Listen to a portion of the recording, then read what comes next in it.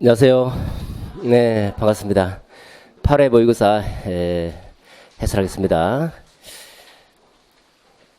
먼저 이제 논술 7단계가 있는데 이 설명은 생략하겠습니다. 일단 논제 파악하고 문제 읽고 전체 주제 한번 생각해 보시고 개요 작성하겠죠.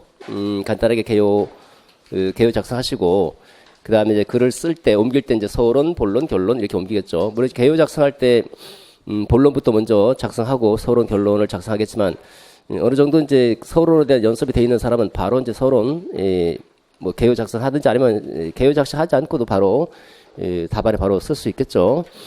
네, 끝난 다음에 한 5분 정도 남겨놓고 간단하게 전체 여러분 쓴 답안을 한번 수정해 보는 식으로 하고 이제 마무리 지으면 되겠죠. 네, 하나씩 보겠습니다. 이제 먼저 지시문 있고 문제가 있죠. 문제 맨 위에가 지시문이고 그 다음에 제시문 있고 배점 기준표가 있으니까 지시문 먼저 읽고 그 다음에 배점 기준표 점수 확인한 다음에 그리고 마지막으로 제시문 그 배점 기준표를 중심으로 해서 제시문 이렇게 읽어 나가면 되죠.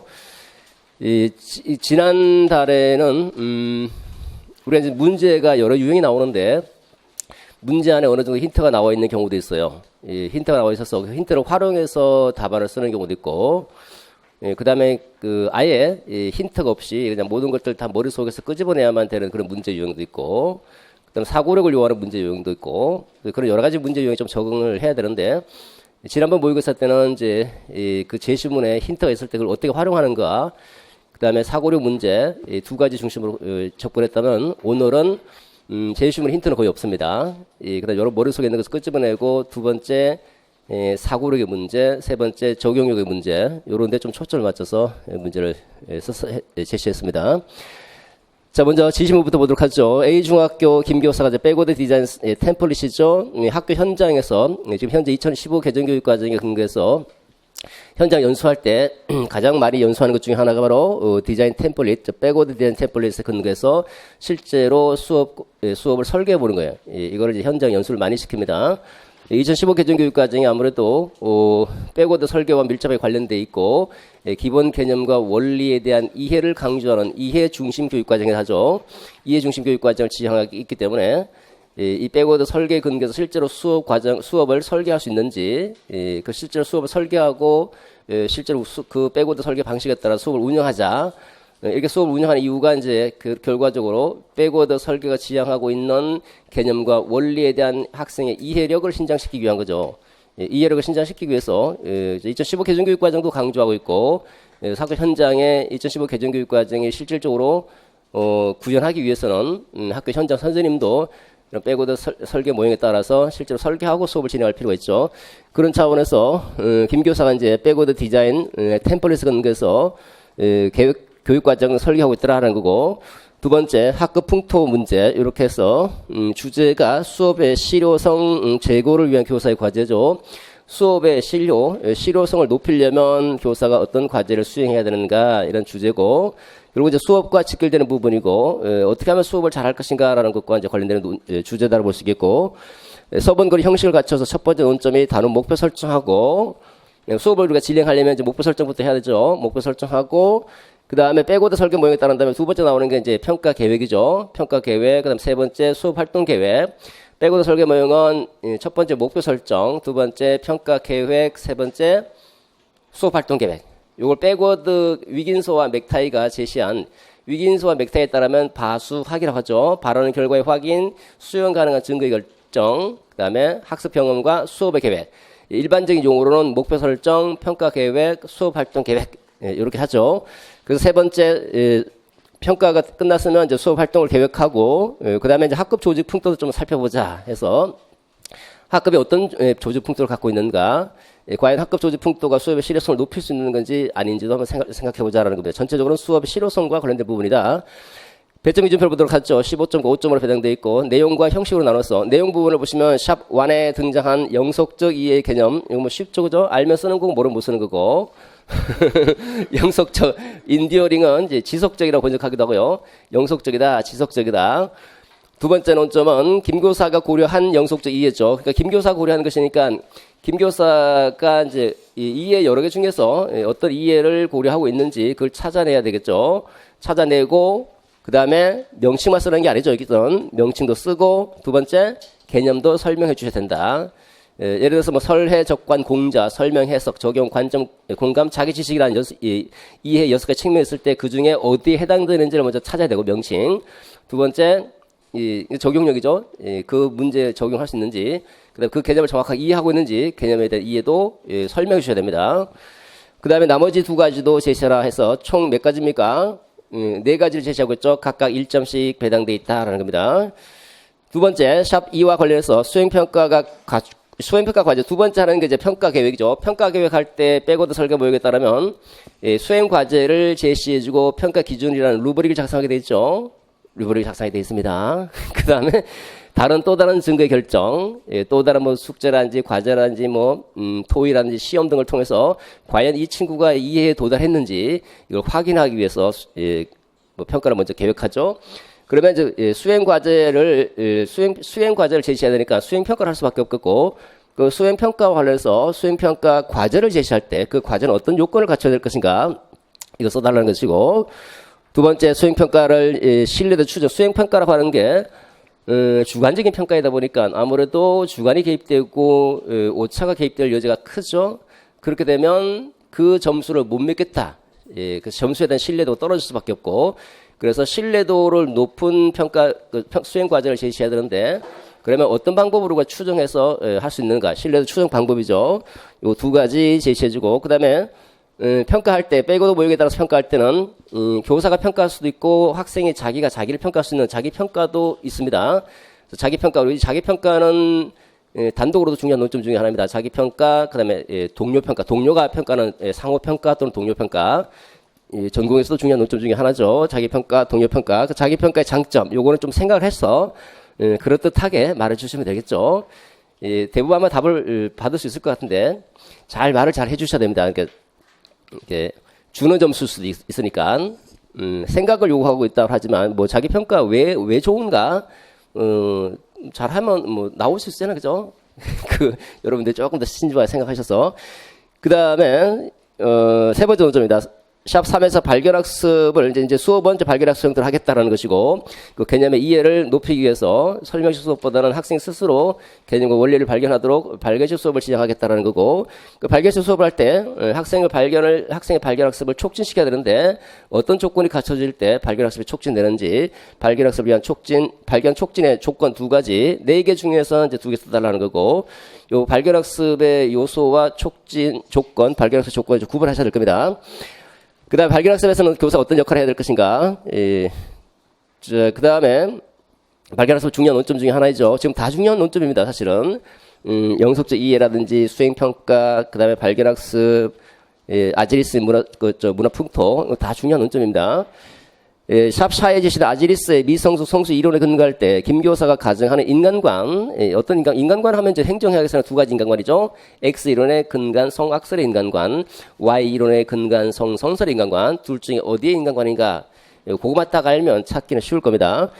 두 번째 학생의 자아 실현과 함께 학급 조직의 목표 달성을 위해 교사의 구체적인 방안 교사 어떤 방안을 세워야 될 것인가. 우리가 교육 행정이라고 해서 크게 보면 조직 이론인데 조직 이론이죠. 조직의 목표를 달성하고자 하는 건데 그 조직 속에 조직만 있는 것이 아니라 조직 속에 인간도 있죠. 그죠? 사람 인간이 아니라 개인 있죠. 그 조직은 그 조직의 목표를 달성하려고 할 것이고 조직의 목표는 조직의 과업을 통해서 목표를 달성하려고 할 것이고 개인은 개인의 욕구가 있다는 거죠. 개인의 욕구 이런 욕구 그러면 개인의 욕구는 또 어떻게 보면 이제 자아 실현 욕구라고 볼 수도 있겠고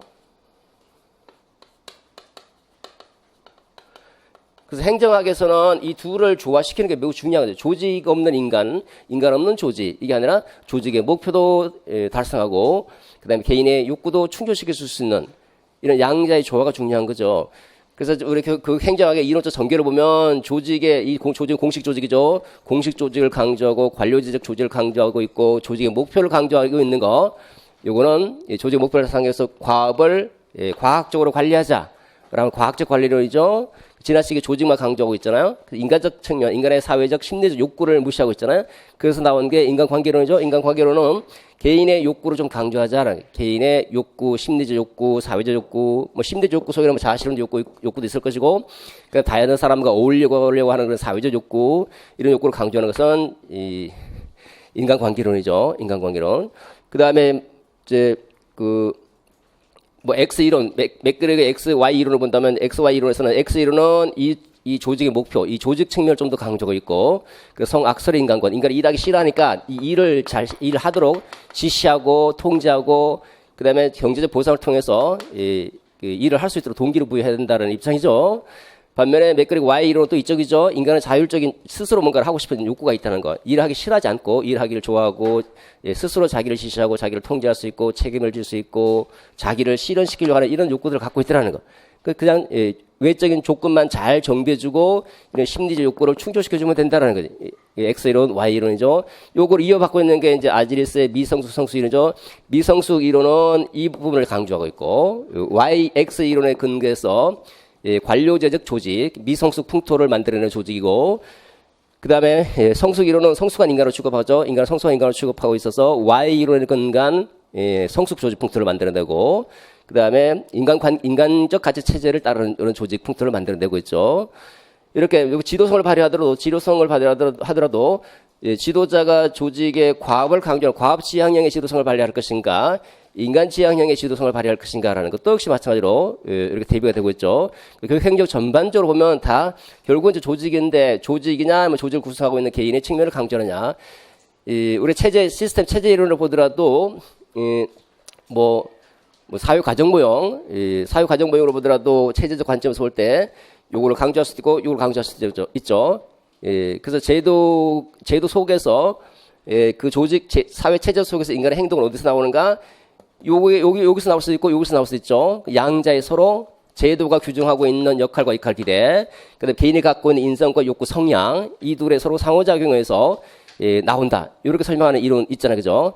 그러니까 전체적으로 보면 교육 행정은 전부 다 이 두 가지 가지고 이렇게 쭉 움직이는데, 여기서는 지금 성숙한 인간으로 취급할 것인가, 미성숙한 인간으로 취급할 것인가 관련해서 인간관, 그러면 이제 X 이론 인간관이 될 수 있고 Y 이론 인간관이 될 수 있는데 이제 어느 쪽에 있느냐라는 거. 그러니까 두 번째 학생의 자아 실현에서 결국은 학생의 인간의 개인의 욕구를 충족시켜 줄 것인가. 두 번째 조직의 목표라고 하는 거. 조직 이 목표에 초점을 맞출 것인가, 어디에 초점을 맞출 것인가. 사실은 중요한 거는 둘 다 충족하는 게 제일 중요하죠, 그죠? 관료적 조직 풍토 또는 이제 과학적 관리론, 인간관계론 둘의 조화를 추구하는 행동 과학론인 것처럼 사실 우리가 추구하고자 하는 것은 얘도 충족시켜주고 얘도 충족시켜주는 거. 그리고 두 가지의 조화를 위해서는 어떻게 해야 될 것인가, 이것을 제시해달라는 조금 생각을 해보셔야 될 겁니다. 하나씩 보도록 하죠. 제시문 보겠습니다. 제시문.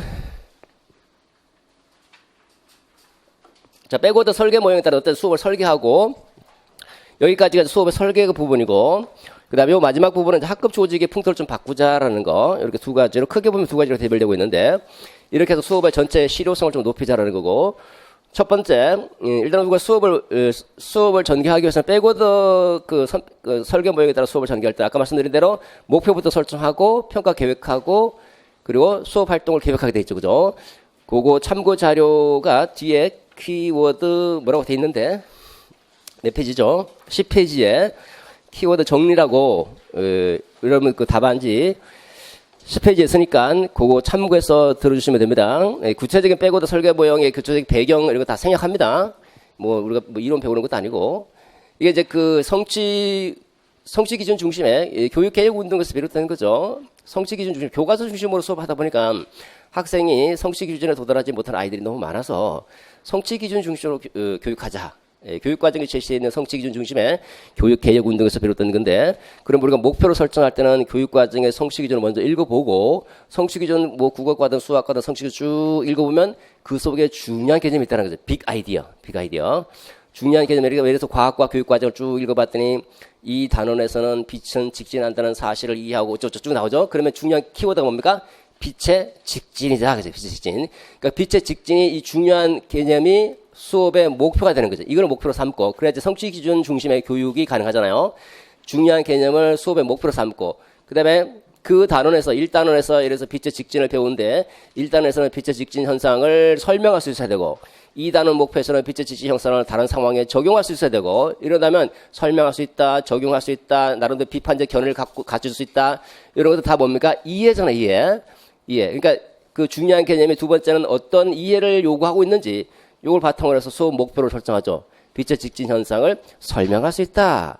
빛의 직진 현상을 다른 상황에 적용할 수 있다. 이런 식으로 설해, 적관, 공자라는 5가지 이해 측면을 고려해서 수업 목표를 설정하죠. 그러니까 수업 목표는 일단은 중요한 빅 아이디어가 들어가 있어야 되고 두 번째 그걸 어떤 측면, 어떤 이해를 요구하고 있는지 이 두 가지가 반드시 들어가 있어야 되죠.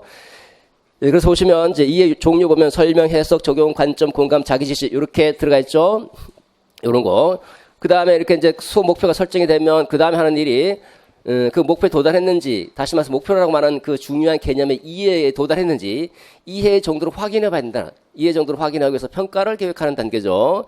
평가를 계획할 때는 첫 번째 보시면 수행 과제와 평가 기준을 결정하고 두 번째 이거 갖고는 좀 부족할 수 있으니까 또 다른 증거가 있는지 과연 이해에 도달했다고 확인할 만한 또 다른 증거가 있는지 또 다른 증거를 결정하게 되죠. 기타 자기 평가도 하게 되고 이런 다양한 평가를 통해서 이해 정도를 점검해 봐야 된다. 그 다음에 이렇게 이제 이해 정도를 점검하기는 평가 계획이 끝나면 그 다음에 수업 활동을 계획하죠. 수업 활동을 계획할 때 첫 번째 목표를 고려하고 두 번째 평가를 고려해서 이 두 가지 일관성을 유지하면서 목표와 내용과 평가가 논리 일관성을 유지할 수 있도록 수업 활동을 계획하는 거죠. 그럼 첫 번째 보시면 첫 번째는 이제 중요한 개념과 그 다음에 그 속에 얘가 어떤 이해를 요구하고 있는지 요거를 고려해서 다른 목표를 설정하게 되겠죠. 목표 설정. 그다음 목표 설정돼서는 첫 번째 단계 끝났죠. 목표 설정. 두 번째 평가 계획을 하죠. 평가 계획할 때 이해를 확인할 수 있는 평가를 계획하는데 이제 이 선생님은 평가 과제 요 과제를 통해서 이해 정도를 확인해 보겠다라는 겁니다. 요거는 평가 과제와 관련되는 부분은 이제 그 이해의 어떤 측면인가 이걸 요구하고 있을 겁니다. 그 다음에 이렇게 끝나면 이제 실제로 이제 평가 도구를 제작하게 될 것이고 여기는 이제 요 수행 과제와 관련해서 수행평가 과제, 그 다음에 준거, 루브릭을 제작하고, 그 다음에 또 다른 증거가 있는지, 또 다른 증거도 또 만들어내고, 수행과제, 또 다른 증거, 그 다음에 자기평가도 해보자. 이렇게 평가. 그 다음에 끝나면 이제 다른 목표 설정과 평가 계획을 고려해서 일관성을 유지하면서 수업 활동을 계획하죠. 이 사람 수업 활동은 탐구 활동으로 수업 활동을 계획하고 있습니다. 하나씩 보겠습니다. 첫 번째 논점에서 우리가 봐야 될 것은 주제가 뭐냐, 두 번째 논점이 어떤 것이냐 이거 확인해 가면서 써야 되겠죠. 주제는 수업 실효성을 높이기 위한 교사의 과제가 뭔가라고 하는 것이고 논점은 백워드 설계 모의다라는 거고요. 그 백워드 설계 모의에 따라서 첫 번째 하는 일이 요거 다른 목표를 설정하는 일이죠. 여기서 논점의 영속적 이해가 뭐냐? 그 다음에 김교사의 영속적 이해 측면 한 가지, 나머지 두 가지 이렇게 제시하는 거죠. 좀 읽어보면 영속적 이해 개념은 지금 없잖아요, 그죠? 없으니까 여러분 머릿속에 있는 거 끄집어내야 되겠죠. 영속적으로 이해한다. 그러니까 세부적인 내용을 잊어버려도 오랫동안 머릿속에 남아있는 주요 빅 아이디어, 저 빅 아이디어에 대한 이해. 우리가 이제 뭐 과학 시간에 많은 것들을 배웠지만 세부적인 내용 다 잊어버리지만 그냥 빛은 직진한다 뭔지는 잘 모르겠지만 그렇게 하면 그건 알고 있잖아요, 그죠? 빛은 그냥 직진한다는 정도는. 그리고 중요한 개념에 대한 이해는 남아 있는 거죠. 이걸 이제 영속적 이해다.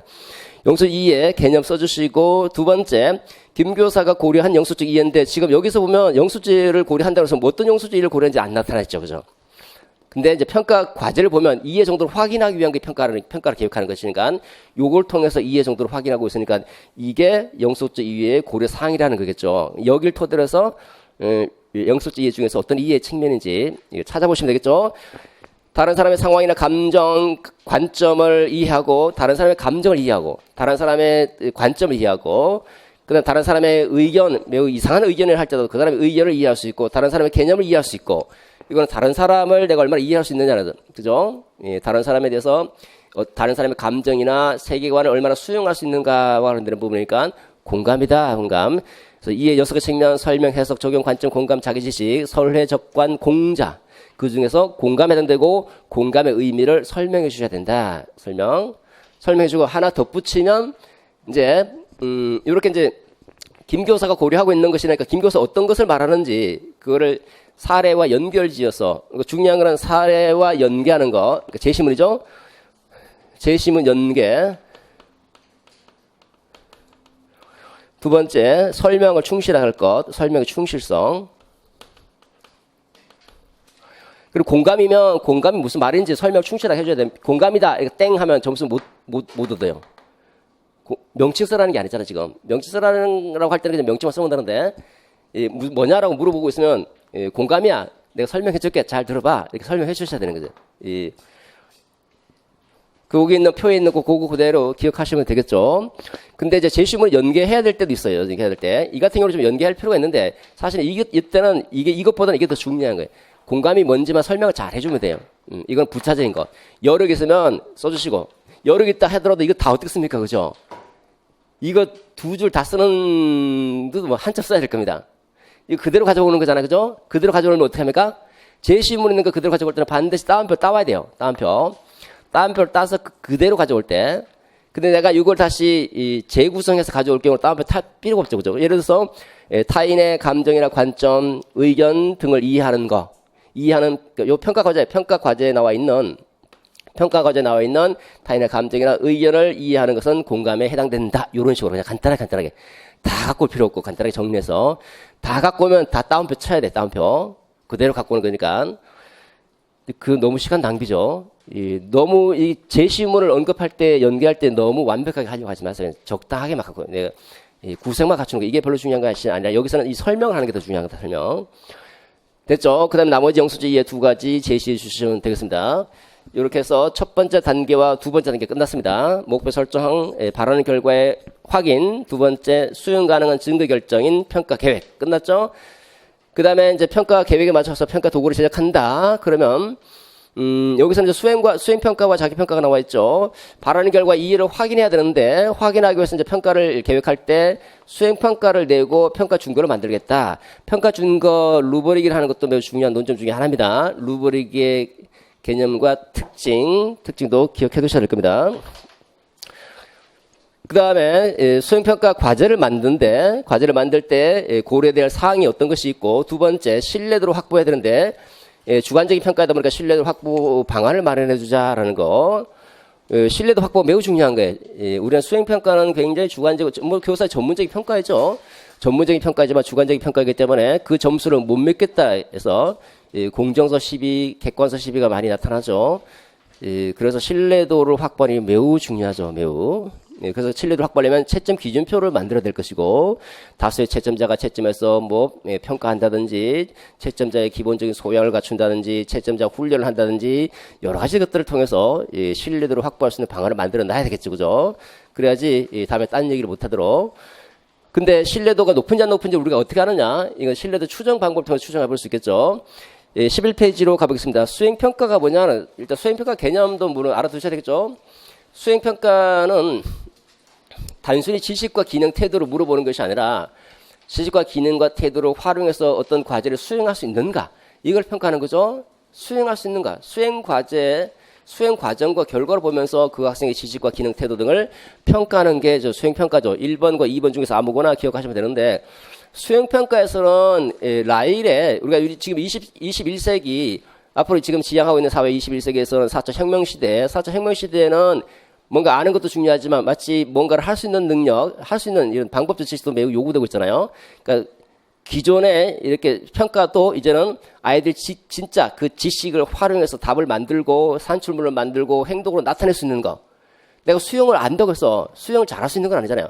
수영에 관한 그런 명제적 지식은 알고 있어요. 어떻게 수영하고 팔 동작을 어떻게 하는지 다 알고 있어요. 수영해보라 그러면 아무것도 못할 수도 있잖아요. 그죠?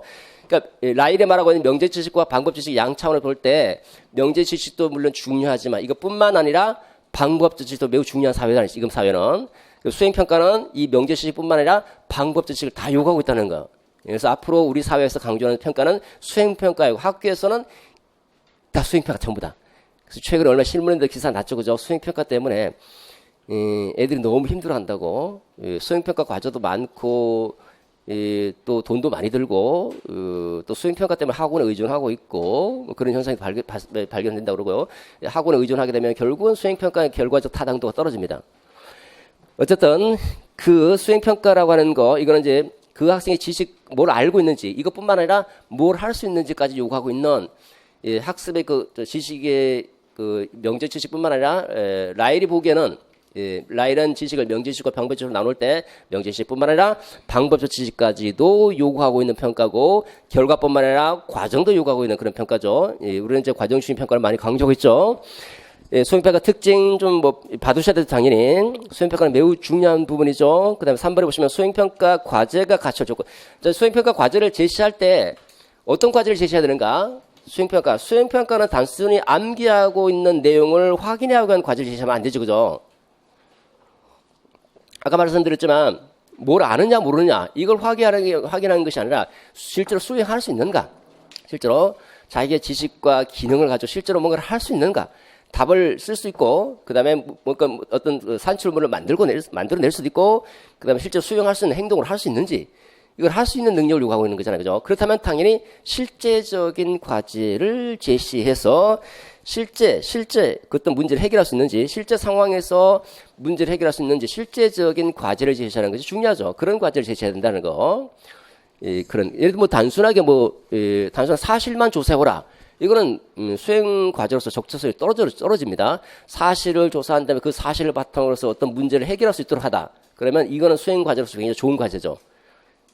대한민국 수도 알아와라. 이거 뭐가 중요한 겁니까? 그죠? 이거는 단순 사실적, 명절 지식으로 그칠 수 있는데 어떤 지식을 활용해서 어떤 문제를 해결할 수 있는 그런 과제를 제시하죠. 이렇게 실제 상황에서 자신의 능력과 지식을, 기능을 활용해서 문제를 해결할 수 있는 그런 실제적인 과제를 제시한다. 두 번째, 수행평가는 채점하기 상당히 시간과 노력이 많이 들죠. 이거 시간과 노력이라는 비용이 많이 드니까 수행평가 과제 속에서는 다양한 학습 영역을, 다양한 학습 성과를 평가할 수 있는 그런 과제를 제시하는 게 좋다. 달랑 하나 평가하려고 수행평가를 과제 제시할 필요는 없다는 거죠.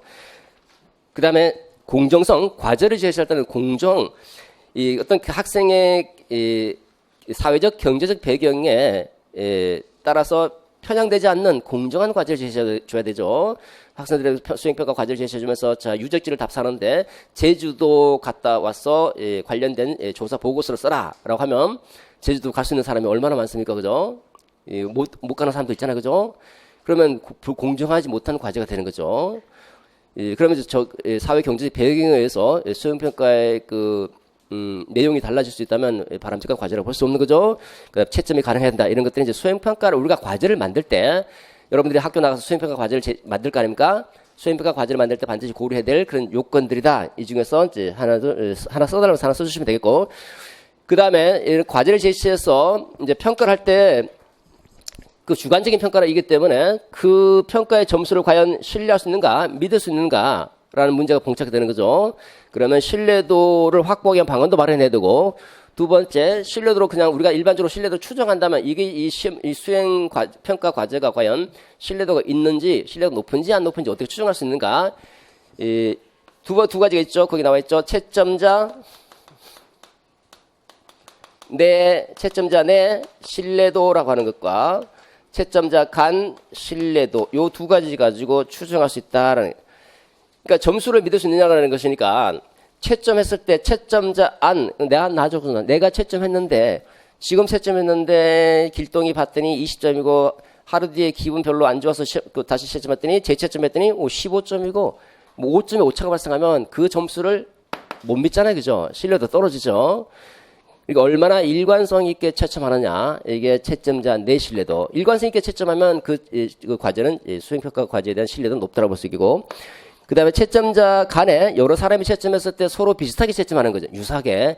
누구는 20점 나오고, 누구는 15점 나오고, 누구는 18점 나오고, 서로 점수가 막 이렇게 오차가 많이 발생하면 그 점수를 믿기 어렵죠. 채점자 간 신뢰도는 채점자 사이에서 얼마나 일치된 채점을 하는가, 얼마나 유사한 채점을 하느냐의 문제다. 요걸 가지고 신뢰도를 추정할 수 있고, 요거는 바로 객관도 관련되는 거죠. 객관도. 우리 객관도는 바로 객관도 두 가지로 구성됩니다. 채점자 내 신뢰도와 채점자 간 신뢰도.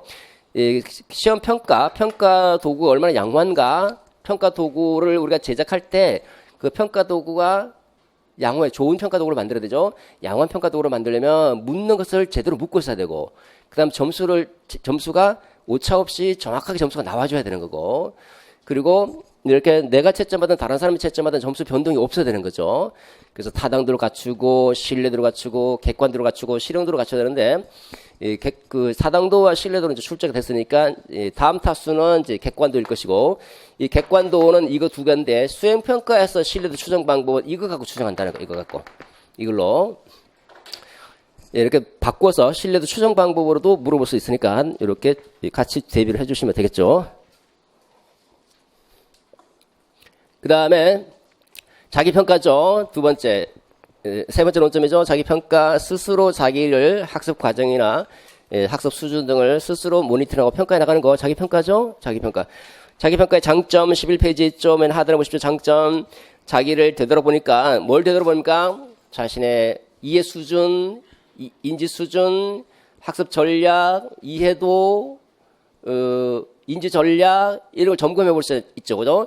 그러니까 자신의 이해에 대해서 주의 집중, 그다음에 뭐 부호화 전략 이해하고 부호하고 이런 것들 다 다시 한번 되돌아보는 거니까 메타 인지 능력을 신장시킬 수 있다라는 거고. 두 번째 보시면 새로 그 계획 목표 달성에 대한 계획을 수립하고 스스로 점검해 볼 수 있더라. 그리고 5번에 보시면 인지적 측면뿐만 아니라 정의적 측면까지도 통합적으로 개선할 수 있다. 그죠?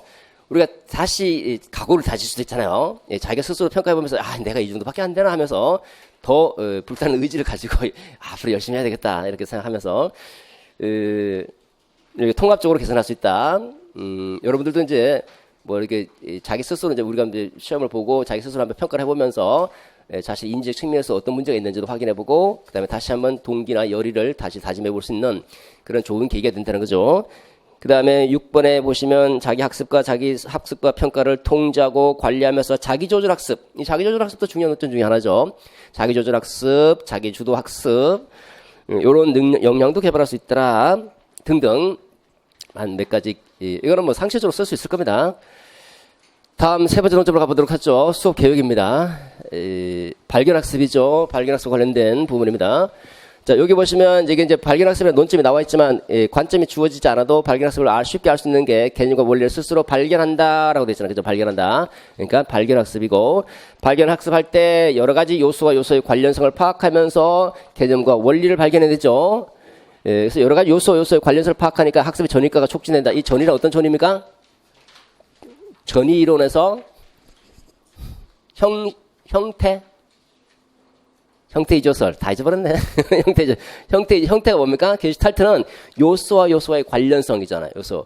요소와 요소의 관련성, 요소와 요소의 관련성을 파악하면서 의미 있는 조직체를 형성하는 거죠.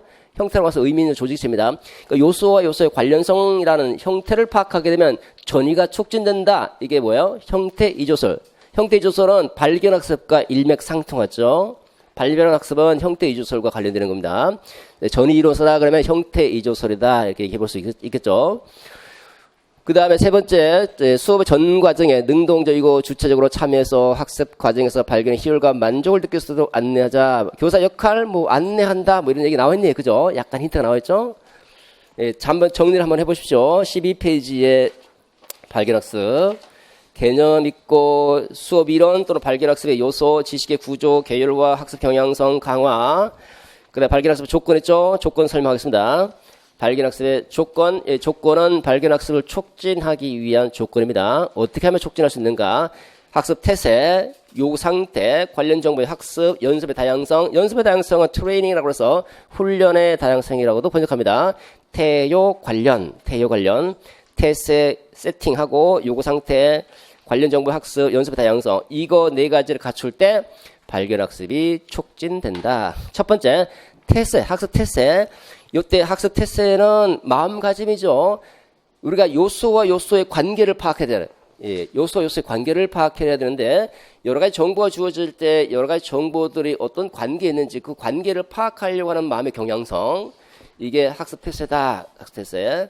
이거 발견지향적인 학습 태세를 갖추고 있느냐, 암기지향적 학습 태세를 갖추고 있느냐에 따라서 발견학습이 촉진될 수도 있고, 애들 보면 막 암기하려고 그래요, 그냥. 그렇지 않고, 요소와 요소의 정보들 간의 관계를 발견하려고 하는 발견지향적인 태세를 갖추고 있을 때, 발견학습이 촉진된다. 촉진은. 두 번째, 요구 상태는 니드예요, 니드. 니드가 뭐예요? 요구. need, 요구 상태. 우리가 요구라는 것은 두 가지 의미가 있는데 첫 번째는 차이다, 격차다라는 의미가 있어요.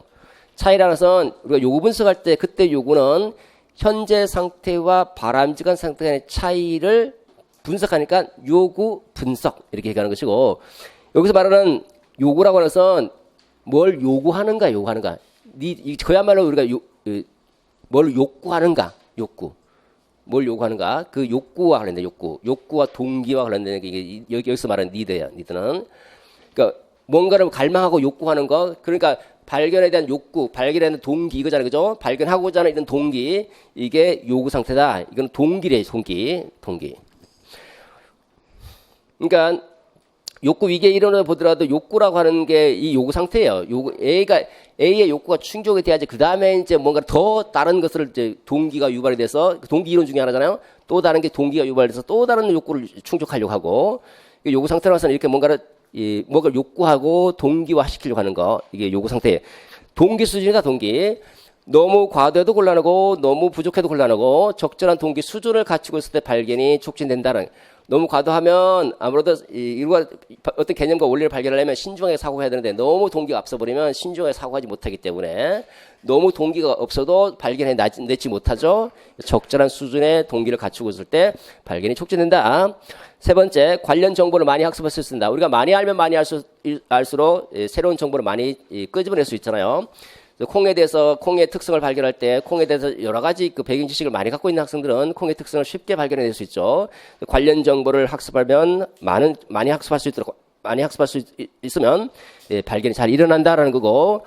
네 번째, 연습의 다양성, 훈련의 다양성, 다양한 사태로 정보에 접근한 사태가 다양할수록 발견이 촉진된다. 이 콩의 특성을 파악하더라도 던져보고 물어보고 깨물어보고 물에 던져보고 만져보고 여러 가지 사태에서 접근할수록 콩의 특성을 발견하기가 쉽다라는 거예요. 이렇게 네 가지입니다. 태세를 갖추고 발견지향적 태세, 그 다음에 적절한 동기 수준을 갖고 관련 정보를 많이 학습하고 그리고 마지막으로 다양한 사태에서 접촉할 수 있도록 연습의 다양성 네 가지입니다. 이 중에서 두 가지 써달라 했으니까 두 가지만 써주시면 되겠죠. 그 다음에 교사 역할입니다. 교사 역할은 이렇게 기억하면 되죠. 탐단 동강에 비 내리는 역할을 한다. 탐단 동강에 비 내린다. 동강에 비.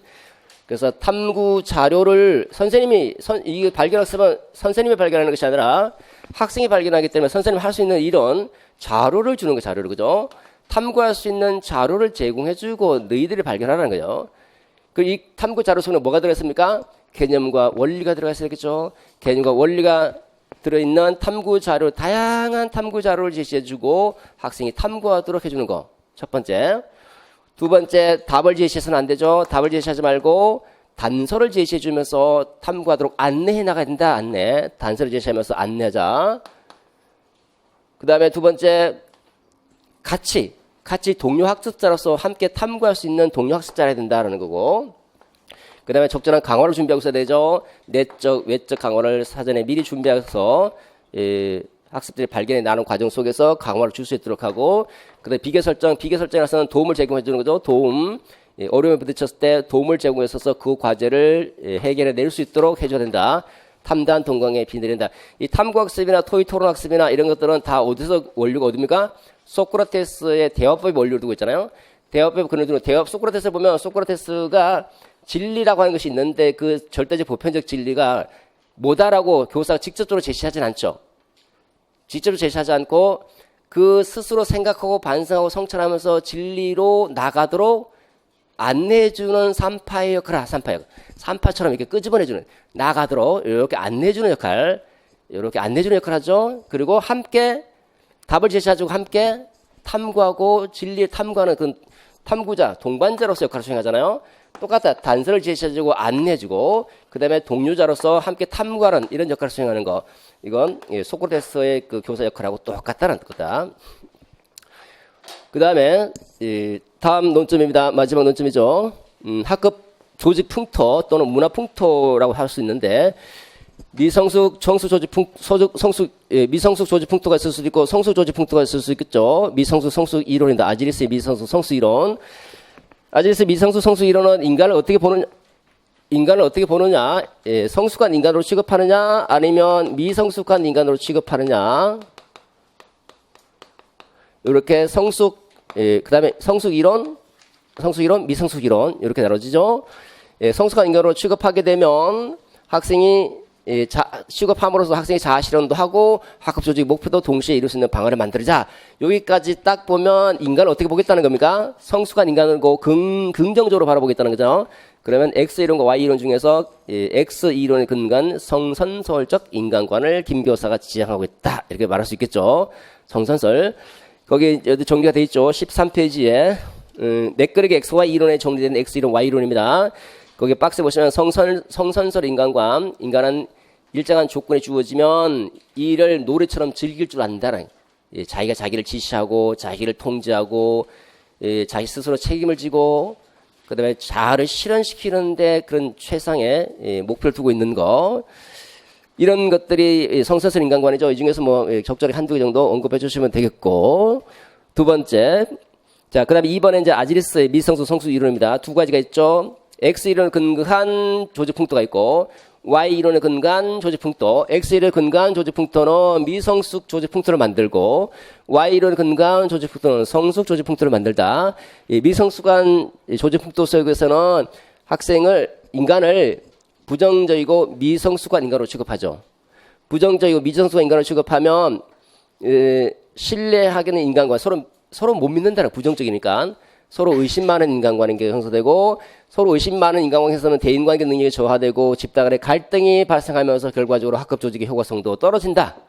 반대로 뒤집어서 성숙한 인간으로 취급하게 되면, 긍정적이고 성숙한 인간으로 취급하면 의심 많은 인간관계에서 신뢰하는 인간관계가 형성되고 대인관계 능력이 증가되고, 그다음 집단 간의 갈등보다는 집단의 협동이 증가되면서 결과적으로 조직의 효과성도 높아지더라. 그럼 어떻게 취급해야 될 것인가? 결론은 성숙한 인간으로 취급하는 성숙 조직 풍토를 만들어야 되겠다는 거예요. 그래서 여기서 성숙 조직 풍토, 그리고 성숙 조직 풍토를 만들 때 결국은 학생의 자아 실현도 가능하고 조직의 목표 달성도 지워버렸네. 가능한 두 가지 방안은 성숙 이론에 근거해서 성숙한 조직 풍토를 만들어내는 데 있더라. 구체적으로 써놨죠. 구체적으로. 그냥 성숙한 인간으로 취급한다. 성숙한 인간으로 취급한다. 이렇게 쓰면 안 되는 거죠? 왜? 문제가 구체적으로 써요. 구체적으로.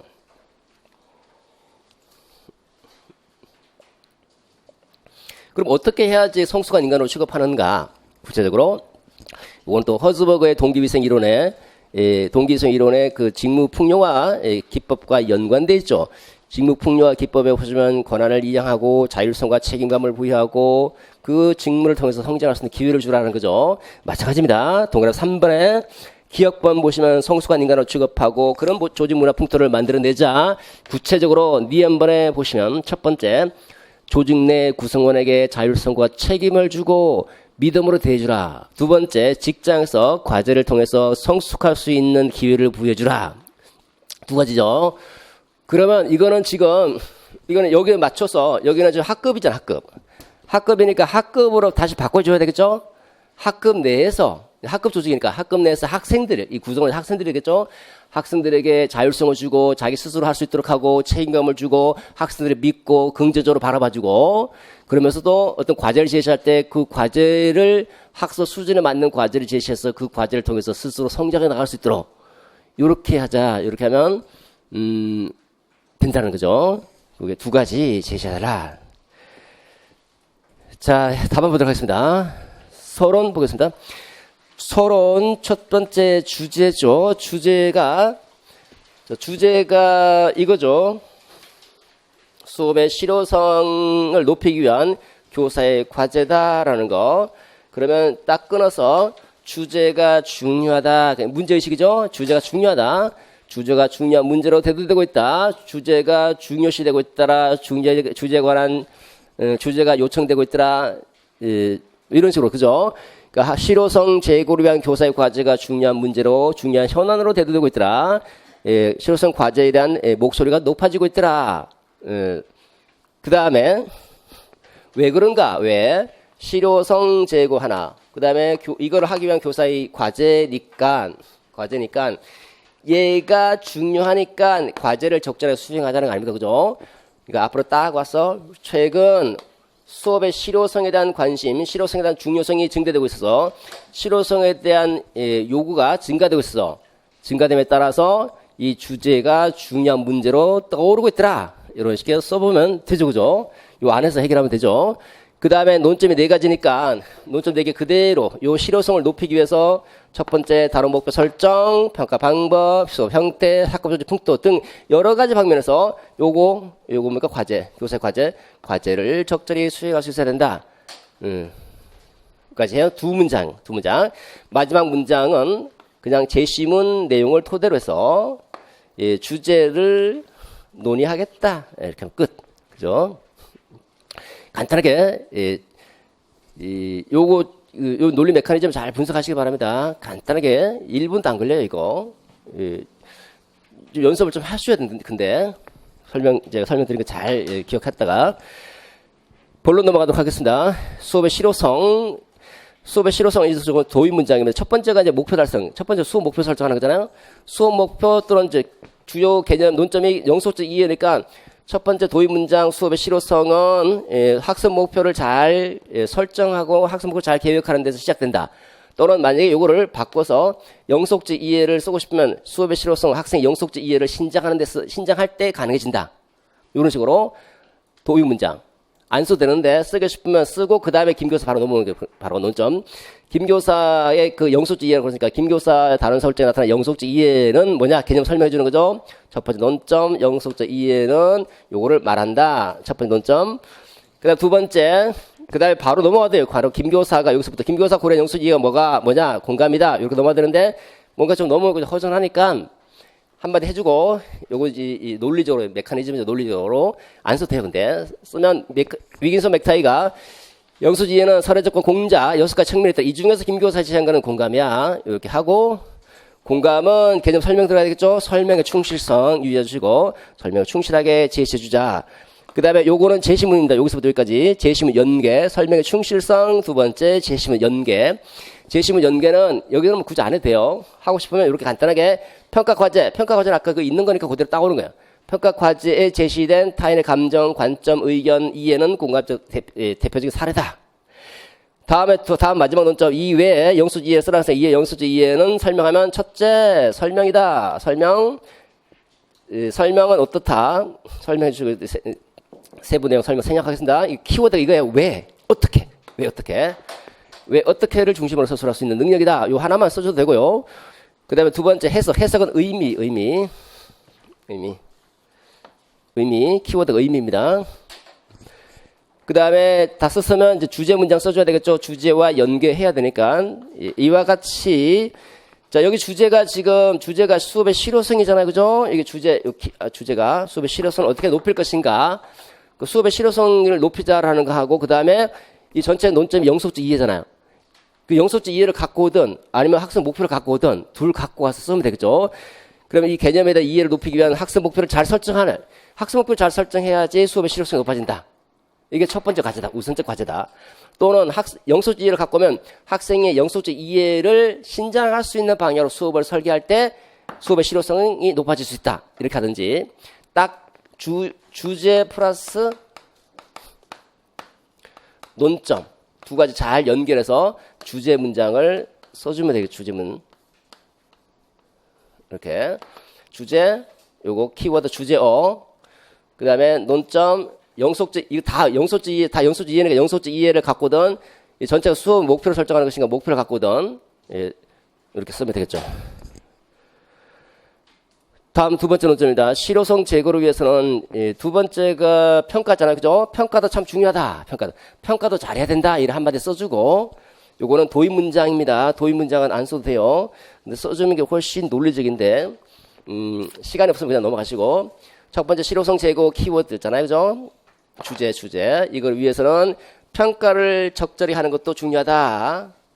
그 다음에 그리고 요건 첫 번째 뭡니까? 평가가 갖추어야 할 과제 갖춰야 할 요건이니까 수험평가 과제는 요건을 갖춰야 된다. 채점 시간 많이 걸리니까 다양한 학습 성과를 평가할 수 있는 요건 또는 실제적인 과제라는 요건, 과제라는 요건을 갖춰야 된다. 두 번째, 신뢰도 추정 방법이죠. 예, 신뢰도는 다음과 같이 추정할 수 있다. 바로 들어와도 되는데 뭔가 좀 어색하니까 여기서 여기까지가 연결짓는 또 논리적 연결 문장이에요. 여러분들 안 써도 돼, 근데. 그러나 수행평가나 주관적인 평가니까 신뢰도 확보하는 게 중요하다. 신뢰도는 이렇게 추정할 수 있어. 첫 번째, 채점자 내 신뢰도 역시 설명해 주셔야 됩니다. 설명 안 해주면 점수 못 받죠. 설명의 충실성. 두 번째, 채점자 간의 신뢰도 역시 설명의 충실성. 한 문장이면 돼, 그냥. 한 문장. 항상 한 문장 또는 두 문장만 외우고 있으면 되는 거예요. 내가 딱 쓸 만큼만, 쓸 만큼만. 그 다음에 한편 두 번째 자기평가잖아요. 자기평가를 실시하면 어떤 장점이 있는가? 얘가 하나니까 이제 첫째도 쓸 필요 없잖아요. 그죠? 바로, 예, 장점, 요건, 그 다음에, 예, 추정 방법. 끝. 그 다음에 다시 주제 문장 써줘야 되겠죠? 이처럼 교사 수업 실용성 역시 주제죠. 주제어. 수업 실용성을 제공하려면 이 논점이 뭡니까? 논점이 수행평가 잘하자, 자기평가 잘하자 두 가지잖아요. 그죠? 수행평가와 자기평가니까 이게 논점은 수행평가와 자기평가하고 그 다음에 수업 실효성 어떤 관계가 있는지 따져보자. 이런 다양한 평가를 해야지 수업의 실효성을 높아질 수 있다는 거죠. 그래서 이런 수업 실효성 이해 정도로 확인하기 위한 수행평가나 자기평가 등 다양한 평가를 미리 계획해둬야 된다. 이렇게. 다음 세 번째 논점입니다. 그 다음에 이제 수업 활동 계획 단계잖아요. 그 샵 3은 이제 수업 활동. 샵 1, 샵 2, 샵 3 이거 써야 되나 안 써야 되나? 써도 되고 안 써도 되고 마음대로요. 마음대로. 그게 별로 중요한 게 아니에요. 그거는. 그 질문하시더라고. 선생님이 샵 1, 샵 2 이거 써도 되냐고 물어보시더라고. 그럼 뭐가 중요한 겁니까? 써도 되고 안 써도 되고 전혀 관계없어요.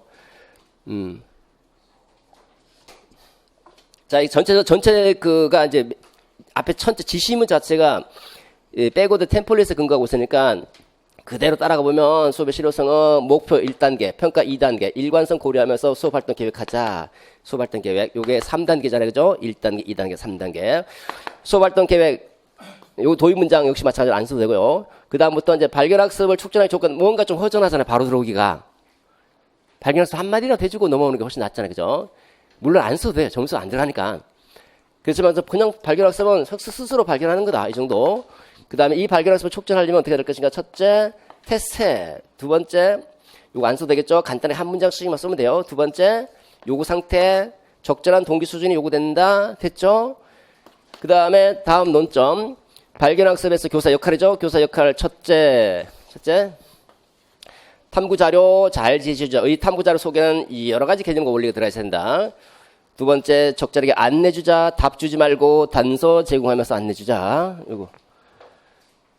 요 두 가지 썼죠? 아무거나 써도 되겠죠? 그럼 다시 주제 문장입니다. 이처럼 수업의 실효성 주제요. 그 다음 전체적으로 보면 논점 두 가지잖아요. 첫 번째 논점 뭡니까? 발견학습의 촉진 조건. 발견학습의 조건. 두 번째, 교사 역할. 촉진 조건을 잘 갖추면서 그 다음에 교사 적절한 역할을 수행해 줄 때 수업의 실효성이 높아진다. 그죠? 또는 수업의 실효성을 높이려면 교사가 이 두 가지 과제를 적절하게 수행해야 된다. 발견학습의 촉진 조건과 역할을 수행하는 이 두 가지 과제를 적절하게 수행해줘야 된다. 뭐 그렇게 쓰면 되잖아요. 이처럼 수업의 실효성 높이려면 교사는 발견학습 조건을 갖추고 자신의 역할을 적절히 수행할 것이 요구된다. 마지막 논점입니다. 마지막은 학급 조직 풍토죠. 그러니까 수업의 실효성은 학습 조직 풍토와도 무관하지 않다. 학습 조직 풍토와도 관련성이 있더라.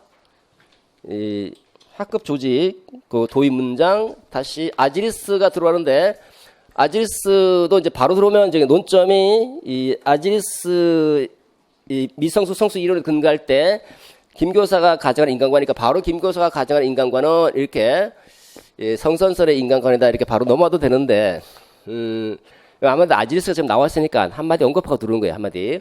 아지리스 따르면 성숙 조직풍토, 미성숙 조직풍토 또는 미성숙 이론, 성숙 이론을 제시했더라. 여기 근거할 때 이렇게 바로 들어와야 되고요. 이에 근거할 때 김교사는 성선설 인간관을 가정한다. 뭐 이렇게. 여기는 김교사 학급은 성숙조직풍토에 해당되고 성숙조직풍토에서는 Y이론이 근거한 성선설 인간관을 가정한다. 조금 말을 많이 썼는데 그냥 성선설 인간관 요 하나가 나와야 되고 역시 설명 들어야 되겠죠? 설명. 많은 게 필요 없어. 그냥 일하기를 싫어하지 않고 자기가 스스로 지시하고 통제할 수 있다. 자기 실현에 최상의 보상을 둔다. 자기 실현에 최상의 목표를 둔다. 뭐 등등. 한 2개 정도만 써도 되겠죠. 설명해 주시고. 그 다음에, 여기 이제 제시문이죠. 제시문. 설명의 충실성, 그 다음에 제시문. 긍정적이고 성숙한 인간으로 취급한 것은 성선설의 인간관계에 근거하기 때문이다. 제시문. 요것도 여기서 사실 중요한 건 아니죠. 예, 이게 설명을 충실하게 하고 제시문 언급하면 가장 완벽한데, 왜냐하면 그 제시문에서 지금 김 교사가 어떻게 보고 있느냐 이렇게 찾아라 그랬으니까 요 점이 바로 그것이다 이렇게 근거를 제시하는 게 가장 완벽한데, 사실 여기 점수를 매긴 다음에 이거보다는 이거 중심으로 점수를 매길 가능성이 높죠. 여기서는. 그 다음에 두 번째 마지막 논점이죠. 김 교사 첫째 학생 자아 실현. 두 번째 학급 조직의 목표 달성을 이루기 위해서는 어떻게 해야 될 것인가. 방안 제시하라. 방안 첫째, 아까 설명드렸던 것처럼 학급 내 학생들에게 학급 활동, 학습 활동에서 자율성 책임을 넓혀주고 믿음을 대주고, 또는 학습 활동할 때 학생의 자율성, 성숙한 인간으로 취급하고 어쩌고 이런 얘기를 해주고, 약간 주는 자율성을 자유롭게 보고 있는지, 긍정적으로 바라보고 있는지 그런 것들 중심으로. 두 번째, 다양한 과제를 제시해주고 학급 과제, 학습 과제, 학급 활동 과제, 그 과제에서 성숙할 수 있는 여러 가지 기회를 제공해 줘야 된다. 주제 문장입니다. 이처럼 수업의 실효성 주제. 자, 학급 조직 풍토가 어떤 조직 풍토입니까? 인간적인 조직 풍토죠, 그죠? 또는 성수 조직 풍토다. 인간적 조직 풍토, 성수 조직 풍토를 만들어낼 때 수업의 실효성도 더욱 높아질 수 있다. 이렇게 정리할 수 있죠. 학급 조직 풍토를 이렇게 성수 조직 풍토로 개선해 나갈 때 수업의 실효성이 높아질 수 있다. 이것도 중요한 과제다. 이렇게. 결론입니다. 결론 전체 주제 다시 한번 생각해 보면 전체 주제가 수업의 실효성